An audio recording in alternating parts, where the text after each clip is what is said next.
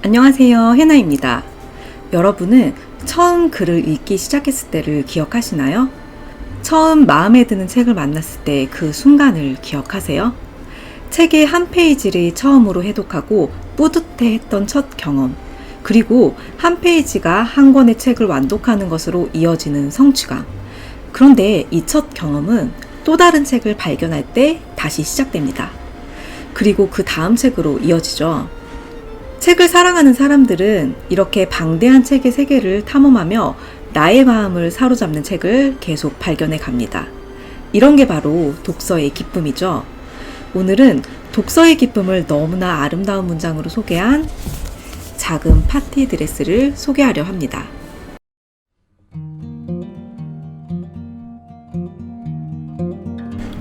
이 책은 깊은 사유와 맑은 문장력으로 프랑스 문단과 언론, 독자들에게 사랑받는 작가 크리스티앙 보뱅의 산문집입니다.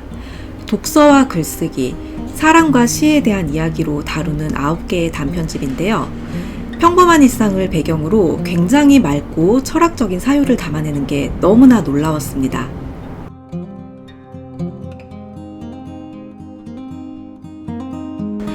제가 생각하는 크리스티앙 보뱅의 작은 파티 드레스의 가장 큰 강점은 일상의 순간을 너무나 아름답게 포착해내는 작가의 상상력입니다. 인스타그램에서 이 책을 검색해보면 시처럼 아름다운 산문이라는 평이 굉장히 많아요. 단순히 문장이 아름다운 것을 넘어서 작가의 빛나는 시선과 깊이 있는 사유가 그의 문장 속에 응축되어 있습니다. 여기서는 일상의 한 장면을 포착해 독서의 쓸모를 너무나 아름답게 이야기합니다. 제가 읽어본 독서의 쓸모를 말하는 책 중에 가장 낭만적이고 깊게 스토리텔링한 소품이지 않을까 싶어요. 책 속에선 기차역이 배경이 됩니다. 그리고 지나가는 사람들이 있는데요. 화자에겐 이 사람들이 두 부류로 나누어집니다. 매너리즘에 빠져 바쁘게 일하고 출장을 다니고 전산 시스템 속에서 밥벌이를 하고 있는 현대인들이죠. 화자는 이런 사람들을 대량 생산된 인간, 부재하는 인간이라고 표현합니다. 이들은 돈이라는 동일한 가치를 추구함으로써 무가 되어버린 사람들입니다. 여기에서 무는 없을 무입니다. 화자는 이런 사람들에 대해 이렇게 말합니다. 전산화된 세상을 두루 누비고 다니는 이 사람은 이미 죽어 떠도는 시신 같다. 일상의 생기가 전혀 없는 거니까요. 그리고 이 이야기 속에서는 다른 유형의 사람들이 또 등장합니다. 화자는 이런 사람을 무용한 인간이라고 말하는데요. 생각이라는 가축대를 몰고 가는 사람, 세상에서 조금 물러나 있는 사람, 사막에서도 푸르르게 활활 타오르고 있는 사람, 열정이 있는 거죠. 죽어있는 일상을 향해 반란을 충동질하는 사람들인데요. 이건 사고가 깨어있는 사람들을 의미합니다. 이 사람이 만약 책을 쓰면 비슷한 재질의 사람들을 책 속에서 발견하게 됩니다. 그리고 이런 유형의 인물들을 만나려고 무용한 사람들은 책을 읽습니다. 이 챕터에서는 이 무용한 인간이 주말에 읽은 책을 통해 빛나는 일상을 담아냅니다. 이 사람은 닥터지바고를 읽으며 자신의 유년기와 재회하게 됩니다.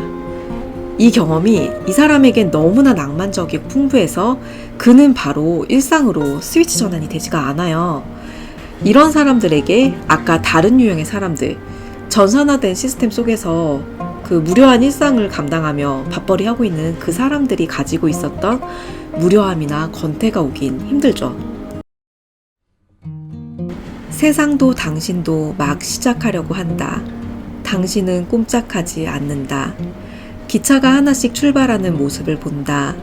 당신은 기차에 오르는 사람들, 비즈니스맨들, 존재감 없는 창백한 인간들을 바라본다.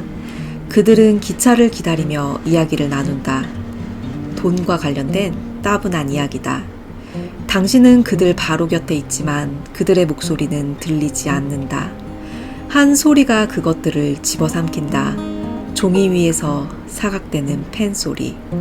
글 쓰는 이가 무슨 일에 끝없이 몰두해 있는 듯 소리가 쉴 새 없이 들려온다. 약속의 땅 러시아. 작은 나무집 위로 내리는 눈처럼 들릴 듯 말 듯 희미한 소리다. 이 사람의 내면을 묘사한 건데요. 우리는 일을 하고 규칙적인 일상을 살아갑니다. 똑같은 일상을 살아가지만 독서가들에겐 그 일상 뒤에 더 넓고 다채로운 세상이 가려져 있습니다. 지금 소개해드린 약속의 땅은 그 이야기를 너무나 생동감 있고 낭만적으로 소개한 꼭지였습니다. 앞에서 소개해드린 약속의 땅에서 읽는 삶이 우리의 일상을 풍성하게 만들었다면 숨겨진 삶이라는 꼭지에서는 쓰는 삶의 풍요를 다룹니다. 글쓰기에 갈망을 가진 한 여인이 육아로 인해 지쳐있는 피로한 삶을 그리는데요. 그녀는 너무나 지쳐 있습니다. 그런 그녀가 글을 쓰는 시간은 장을 보고 아이를 씻기고 아이의 학과 공부를 돌봐준 뒤입니다. 그녀는 저녁상을 치운 뒤에 그 식탁에서 글을 씁니다. 이 시간은 아무도 침범할 수 없는 그녀 자신이 되는 시간이에요. 이제 아무도 침범할 수 없는 그녀 자신이 되어 있는 순간 그녀는 홀로 종이 앞에 앉는다. 영원 앞에 나와 앉은 가난한 여자이다. 수많은 여성들이 얼어붙은 그들의 집에서 그렇게 글을 쓴다. 그들의 은밀한 삶 속에 웅크리고 앉아 그렇게 쓴 글들은 대부분 출간되지 않는다. 화자는 이렇게 쓰여진 글들에 깊은 의미를 부여합니다. 가난하기 때문에, 자신의 시간이 없기 때문에, 자신으로 사는 삶이 거의 희석되었기 때문에 그녀들은 글을 쓸 수 있습니다. 글 쓰는 걸 좋아하시는 분들은 아마 공감하실 거예요. 아무 근심 없이 행복할 때보다 역경이 많은 시기에 내면이 깊어지고 하고 싶은 이야기가 많아집니다. 생각이란 걸 하잖아요.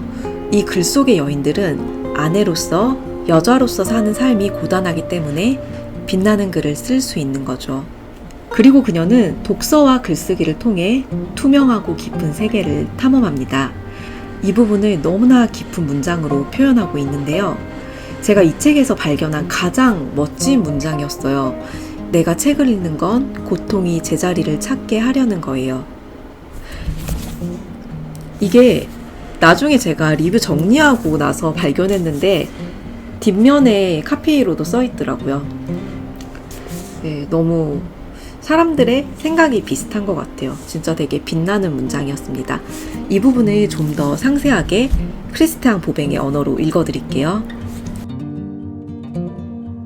그녀는 마지막 페이지까지, 시간이 소진될 때까지 책을 손에서 놓지 못한다. 아직도 소설이냐고 남편은 놀라곤 한다. 그녀는 입을 다문다. 그 물음에 답하려면 왜 소설을 읽는지 하는 의문에 먼저 답해야겠기에. 왜 여자들이 그런 기벽에 염증하는지, 독서의 시간을 낭비하는지 말이다. 내가 책을 읽는 건 고통이 제자리를 찾게 하려는 거예요. 라는 진정한 답변을 이해할 사람이 누굴까? 내가 책을 읽는 건 보기 위해서예요. 삶에 반짝이는 고통을 현실에서보다 더 잘 보기 위해서예요. 위안을 받자고 책을 읽는 게 아닙니다. 난 위로받을 길 없는 사람이니까. 무언가를 이해하려고 책을 읽는 것도 아니에요. 이해해야 할 건 하나도 없으니까. 내가 책을 읽는 건 내 삶 속에서 괴로워하는 생명을 보기 위해서입니다. 그저 보려는 겁니다. 저도 돌아보면 굉장히 힘든 시기에 정신적으로 더 풍요로운 경우가 많았어요. 그 성경에 보면 아브라함에 대한 이야기가 나오는데 이런 문장이 나와요. 바랄 수 없는 중에 바라고 믿었더니. 참고로 아브라함은 100세에 하나님의 약속을 받고 이스라엘의 미래가 되는 아이를 낳은 인물입니다. 영어로 이 부분이 see the unseen 이라고 나와요. 이게 보이지 않는 것을 보는 눈을 가진 거죠. 바랄 수 없는 중에 바라고 믿었더니. 저는 이 부분이 독서에서도 똑같은 것 같아요. 독서의 기쁨을 아는 사람들은 보이지 않는 것을 보는 눈을 가진 사람이라고 생각해요. 이 책 속의 그녀도 그런 사람입니다. 그녀가 책을 통해 보고자 한 건 위로가 아닌 고통이었어요. 삶에 반짝이는 고통을 현실에서 더 잘 보기 위해서예요 라고 하잖아요. 저는 이걸 어떻게 이해했냐면, 고통은 반드시 열매를 맺어요. 고통을 통과한 사람은 이전과는 다른 단단한 사람이 되거든요. 근데 고통을 통과했다고 그렇기보다 잘 통과한 사람이에요. 잘 사유하고 잘 정리하고 잘 통과한 사람들이 단단한 사람이 되는 것 같아요. 그리고 그녀의 열매들은 그녀의 글 속에서 새로운 생명을 얻습니다. 그녀의 일상은 가난하고 고단하지만 그녀의 정신은 풍요와 위안이 있습니다. 이 마지막 부분의 문장도 너무나 빛나는데 이거는 제가 안 읽어드릴 수가 없었어요. 읽어드릴게요. 글을 쓰기 위해 필요한 것은 거의 없다. 가난한 삶만 있으면 된다. 너무 가난해 아무도 원치 않는 삶. 시인 혹은 사물들을 피난처로 삼는 삶이다. 그곳에는 무가 차고 넘친다. 왁자지껄한 소음과 수많은 문들로 이루어진 자체의 풍문들로 길을 잃은 삶과는 반대되는 삶이다. 그런 삶들을 가지고는 제대로 글을 쓸 수 없다. 그런 삶에서는 말할 거리가 하나도 없으니까. 우리는 오로지 부재 속에서만 제대로 볼 수 있고 결핍 속에서만 제대로 말할 수 있다. 국어라는 이 여인의 순결한 얼굴을 보려면 노트를 한 장 한 장 넘겨볼 수밖에 없다. 저녁 시간 차곡차곡 쌓이는 그 글들을 바라볼 밖에 어린아이의 잠 속에서 불어나는 엄청난 유산이다. 이 마지막에 어린아이의 잠 속에서 불어나는 엄청난 유산이라는 게 이해가 되시나요? 이 여인이 글을 쓸 수 있는 시간들은 이렇게 홈메이킹을 끝내고 자신만의 시간을 가지는 그런 순간들이었기 때문이죠. 이 꼭지의 제목이 숨겨진 삶이라는 게 너무나 놀랍죠.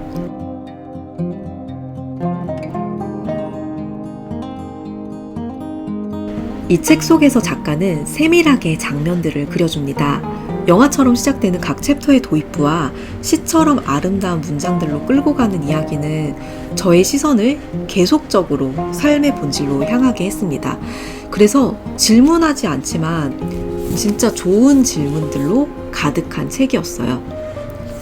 저는 문학과 예술을 좋아해서 그 언저리에서 일을 하고 싶어하는 사람인데요. 읽고 쓰는 삶에는 긴 기다림이 동반됩니다. 아무도 원치 않았던 이야기라는 꼭지를 보면 읽고 쓰는 삶과 진정한 독자가 나를 발견할 때까지의 긴 기다림이 잘 드러납니다. 저는 이 꼭지를 읽으면서 이걸 어떻게 썼지? 이 작가 뭐야? 이런 혼잣말을 계속 할 만큼 감탄했었습니다.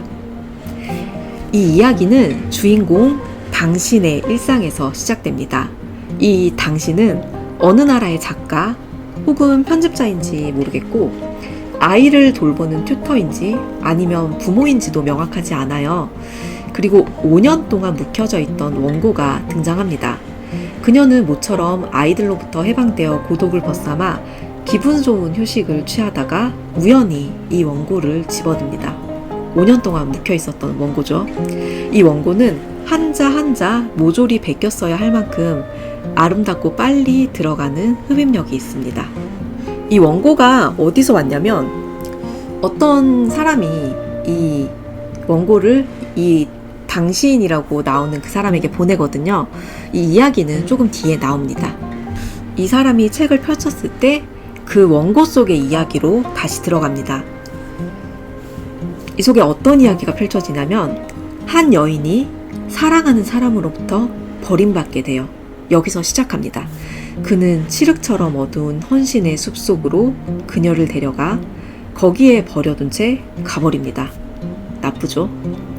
그녀는 슬픔 속에서 남자를 하염없이 기다리다 가스밸브를 열고 자살을 기도합니다. 그리고 장면이 바뀌고 병원에서 깨어납니다. 그리고 일상생활로 여자는 돌아갑니다. 그렇게 자살을 기도했던 여자가 일상으로 돌아갔을 때 어땠겠어요? 그 후 그녀는 영혼이 없는 사람처럼 텅 빈 채 일상을 살아가죠. 그러던 어느 날 그녀는 문득 릴케의 책 한 페이지를 읽게 됩니다. 이 장면이 지금 잘 따라오고 계시죠? 처음에 어떤 그 사람이 5년 동안 받아서 5년 동안 묵혀뒀던 원고를 열었잖아요. 그 원고 속의 여자가 그 장면 속에서 릴케의 시집을 열어서 릴케의 이야기로 들어간 거죠. 이 부분을 이제 이 책에서는 이렇게 표현해요. 그렇다. 눈이다. 당신의 눈에 대해 이야기해보자. 그 두 눈은 이제 우는 일 말고는 쓸모가 없다. 울지 않을 때는 책을 읽는다. 어느 날 당신은 릴케의 한 페이지를 읽는다. 다른 한 페이지, 또 한 페이지. 그러다 잉크의 새 장을 여는 순간 영혼의 새들이 우르르 당신에게 돌아온다. 실패한 자살이 모두 그렇듯 당신의 자살도 성공을 거둔 것이다. 당신이 잃은 건 생명보다 더한 것이었다. 말, 투명한 말의 맛, 참된 말에 대한 사랑, 그 모두를 잃은 것이다. 말 앞에서 당신은 먹을 것을 앞에 둔 아픈 아이 같았었다. 그런데 릴케가 당신에게 먹을 것을 다시 준다. 한 편의 시, 이어지는 또 한 편의 시, 한 편의 이미지, 또 한 편의 이미지. 헐벗은 말과 함께 온전한 진실이 돌아온다. 진실과 함께 온전한 영혼이 돌아온다. 그녀는 릴케의 책을 읽으면서 영혼이 다시 깨어나게 되죠. 그녀는 그렇게 릴케의 문장을 힘입어 다시 일어섭니다. 그리고 감사의 마음을 전하려 릴케에게 편지를 씁니다. 이 편지는 그녀가 죽으려고 했던 작고 어두운 부엌에서 시작해 마당 한 구석에 심어진 반짝이는 보리수 밑에서 끝이 납니다. 여기까지가 이 여자가 보낸 원고의 내용이에요. 여자가 보낸 원고가 아니라 이 여자의 애인이 보냈던 원고입니다. 이 원고를 썼던 여인은 원고가 완성되자 글을 출판사에 보냅니다. 그런데 언제나 그렇듯 출판사에서는 그녀의 이야기를 원치 않는다고 거절합니다. 이 글을 어떻게 읽어야 하나요? 당신의 이야기인가요? 릴케의 이야기인가요? 우리는 어떻게 분류해야 할지 모르겠군요. 이게 출판사의 답변이었어요. 그래서 그녀는 여러 번 수정을 하고 다시 원고를 보내고 다시 수정을 하고 보내고 이러지만 결국 원고는 거절당하고 그렇게 봉인되어 버립니다. 그 원고가 이 책을 시작할 때 등장했던 어느 이국의 여인, 당신에게 전해진 거죠. 원고를 쓴 작가의 연인이 원고를 한번 검토해달라고 주인공에게 보낸 겁니다. 글에 처음에 등장했던 그 당신은 원고의 주인에게 편지를 쓰고 답장을 받고 여러 번 이 관계가 이어집니다.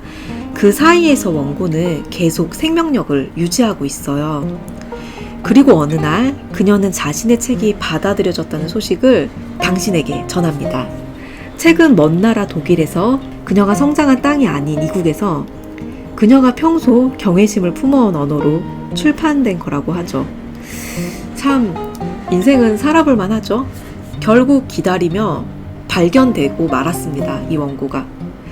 이렇게 책은 이야기가 끝이 나는데요. 이 챕터가 저에게 너무 놀라웠어요.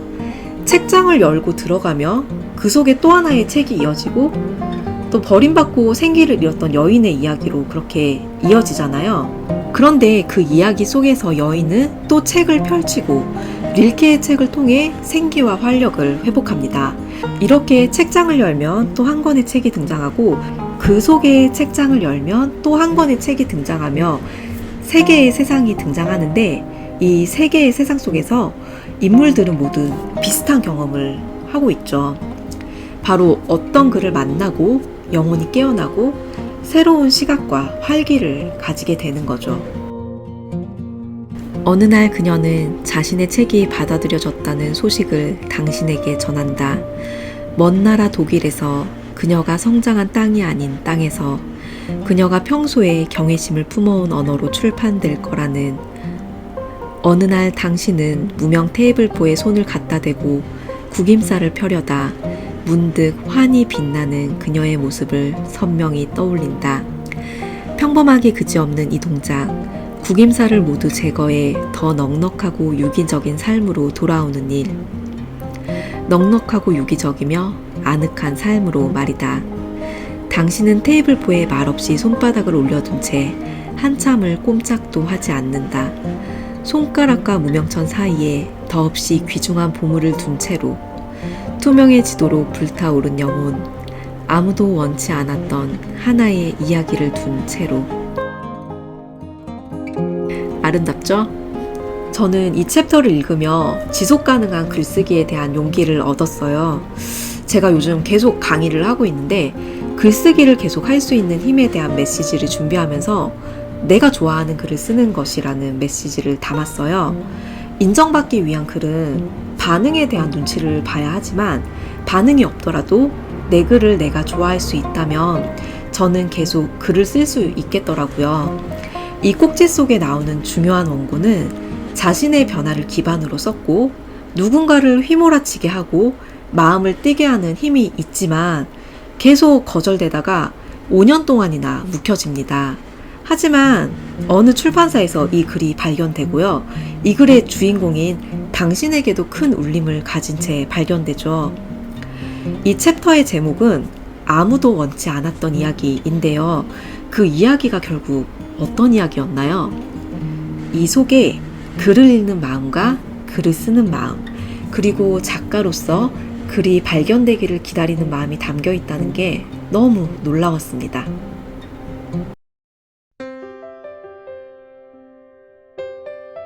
마지막으로 이 책의 제목 작은 파티 드레스는 무슨 의미일까요? 저는 이 책을 읽으며 화자에게 작은 파티 드레스란 사랑하는 여인의 존재 그 자체를 의미하는 게 아닐까 하는 생각이 들었어요.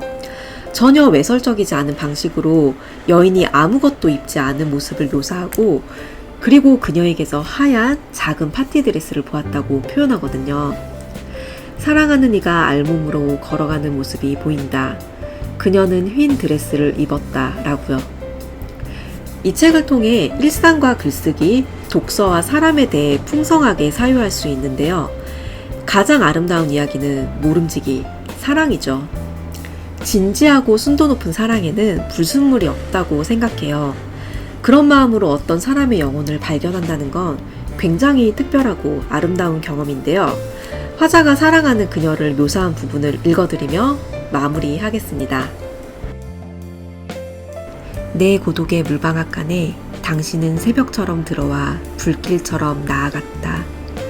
당신은 내 영혼 속에 범람하는 강물처럼 들어왔고 당신의 웃음이 내 영토를 흠뻑 적셨다. 내 안으로 들어오면 아무것도 보이지 않고 암흑천지에 큰 태양 하나가 돌고 있었다. 만물이 죽은 땅에 옹달샘 하나가 춤추고 있었다. 그토록 가녀린 여자가 그렇게나 큰 자리를 차지하다니 놀라운 일이었다. 사랑 밖에서는 아무것도 알 수 없다. 사랑 안에는 알 수 없는 것들 뿐이다. 나는 당신을 알아보았다. 당신은 봄 깊숙한 곳에 정령 시들지 않는 꿈의 이파리들 속에 잠들어 있는 여자였다. 난 당신을 이미 오래전부터 예감했었다. 산책을 하며 맛보는 상쾌한 기운 속에서, 좋은 책이 지닌 고귀한 분위기 속에서, 깨지기 쉬운 침묵 속에서 당신은 근사한 것들에 대한 소망이었다. 당신은 하루하루가 선사하는 아름다움이었다. 그 구겨진 드레스에서 흔들리는 웃음에 이르기까지 당신은 생명 자체였다. 해나의 한 줄 요약. 작은 파티 드레스는 책, 독서, 글쓰기, 사랑을 이야기하는 가장 낭만적인 방식이다. 사람은 저마다 한 권의 책, 그 책을 담아내는 곳 해나 책장이었습니다. 감사합니다.